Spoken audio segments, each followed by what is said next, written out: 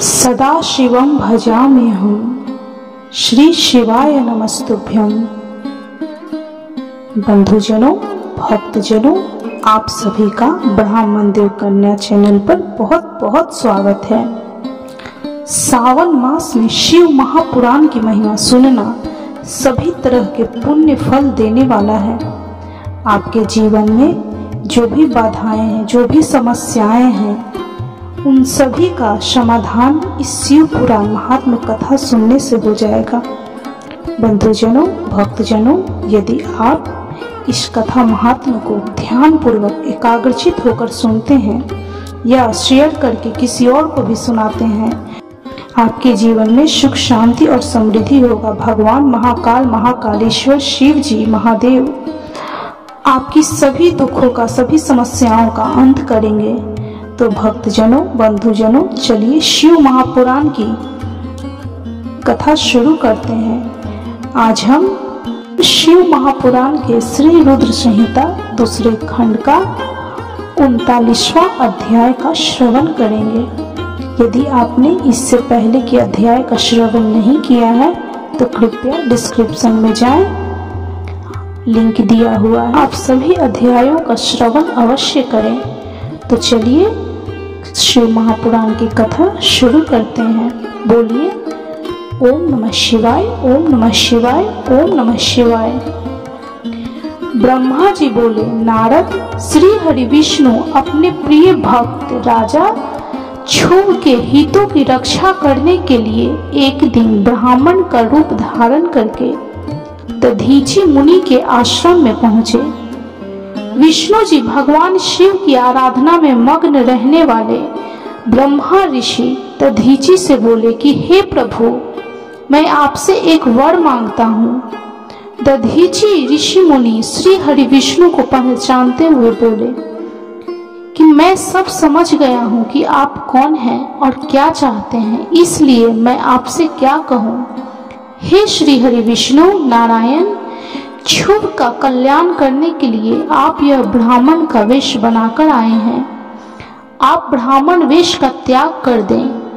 लज्जित होकर भगवान श्री हरि विष्णु अपने असली रूप में आ गए और महामुनि दधीची को प्रणाम करके बोले कि हे महामुनि, आपका कथन पूर्णतः सत्य है।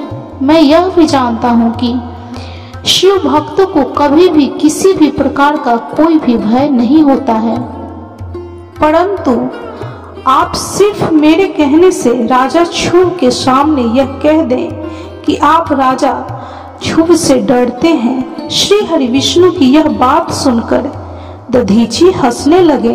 हंसते हुए बोले कि भगवान शिव की कृपा से मुझे कोई भी डरा नहीं सकता।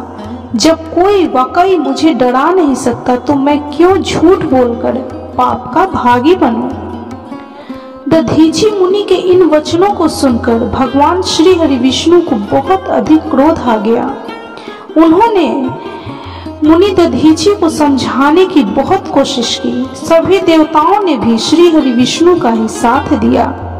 भगवान विष्णु ने दधीची मुनि को डराने के लिए अनेक गण उत्पन्न कर दिए, परंतु दधीची ने अपने सत से उनको भस्म कर दिया। तब श्री हरि विष्णु ने वहां अपनी मूर्ति प्रकट कर दी। यह देखकर दधीची मुनि बोले कि हे श्री हरि, अब आप अपनी माया को त्याग दीजिए। आप अपने क्रोध और अहंकार का त्याग कर दीजिए।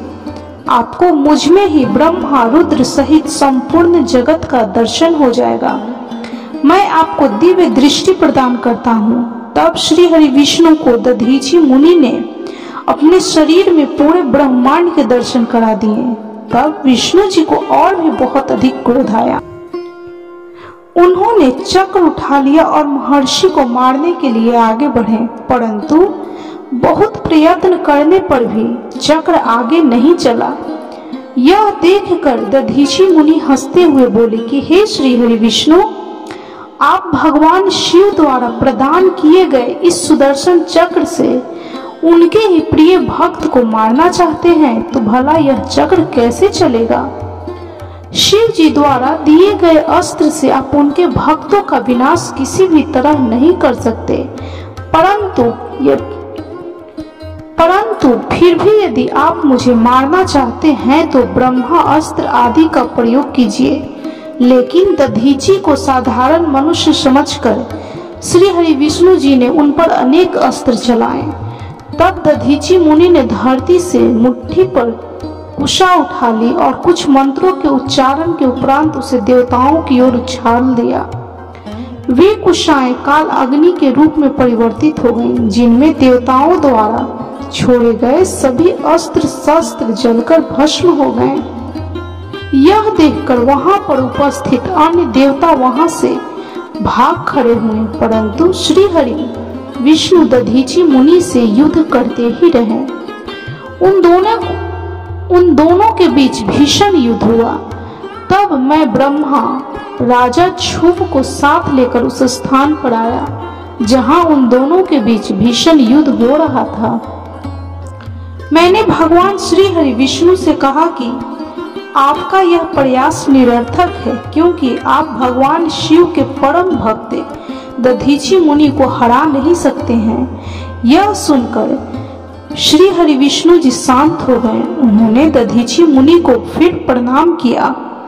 तब राजा क्षुभ भी दोनों हाथ जोड़कर मुनि दधीची को प्रणाम करके उनकी स्तुति करने लगे, उनसे माफी मांगने लगे और कहने लगे कि प्रभु आप मुझ पर अपनी कृपा दृष्टि रखिए। ब्रह्मा जी बोले कि नारद, इस प्रकार जब राजा क्षुभ द्वारा की गई स्तुति से दधीची मुनि को बहुत संतोष मिला और उन्होंने राजा क्षुभ को क्षमा कर दिया। परंतु श्री हरि विष्णु जी सहित अन्य देवताओं पर उनका क्रोध कम नहीं हुआ। तब क्रोधित मुनि दधीची ने इंद्र सहित सभी देवताओं और श्री हरि विष्णु जी को भी भगवान रुद्र की क्रोध अग्नि में नष्ट होने का श्राप दे दिया। इसके बाद राजा क्षुभ ने दधीची को पुनः नमस्कार कर उनकी आराधना की और वे पुनः अपने राज्य की ओर चल दिए। राजा क्षुभ के वहां से चले जाने के पश्चात इंद्र सहित सभी देवगणों ने भी अपने अपने धाम की ओर प्रस्थान किया। तदोपरांत श्री हरि विष्णु को भी वैकुंठ धाम चले गए। तब से वह पुण्य स्थान थानेश्वर नामक तीर्थ के रूप में विख्यात हुआ। इस तीर्थ के दर्शन से भगवान शिव का स्नेह और कृपा प्राप्त होता है। हे नारद, इस प्रकार मैंने तुम्हें यह पूरी अमृत कथा का वर्णन सुनाया है। जो मनुष्य क्षुभ और दधीची के विवाद से संबंधित इस प्रसंग को प्रतिदिन सुनता है, वह अल्प आयु को जीत लेता है तथा मरने के बाद सीधा स्वर्ग को जाता है। इसका पाठ करने से युद्ध में मृत्यु का भय दूर हो जाता है। मन में जिस चीज की लालसा हो उसकी प्राप्ति होती है तथा निश्चित रूप से हर काम में विजय श्री की प्राप्ति होती है। इस तरह शिव महापुराण के श्री रुद्र संहिता दूसरे खंड का 39वां अध्याय संपन्न हुआ। तो बोलिए, कर्पूरे गौरम करुणावतारम संसारे सारम भुजगेंद्र हारम सदा वसंतम हृदय रविंदे भवम भवानी सहितम नमामि। ओम नमः शिवाय, ओम नमः शिवाय, ओम नमः शिवाय। आप भी इस शिव भक्ति की कथा अवश्य सुने। इस कथा को सुनने से आपके मन की जो भी मनोरथें होंगी भगवान पूर्ण करेंगे। आपके जीवन की सभी समस्याओं का भगवान शिव महाकालेश्वर समाधान करेंगे। तो बोलिए, कर्पूरे गौरम करुणावतारम संसारे सारम भुजगेंद्र हारम सदा वसंतम हृदय रविंदे भवम भवानी सहितम नमामि। ओम नमः शिवाय, ओम नमः शिवाय, ओम नमः शिवाय। भक्तजनों, बंधुजनों, यदि आपको शिव महापुराण की यह कथा अच्छी लगी हो तो कृपया वीडियो को लाइक, शेयर और सब्सक्राइब जरूर करें और कमेंट में हर हर महादेव, ओम नमः शिवाय, जय महाकाल जरूर लिखें।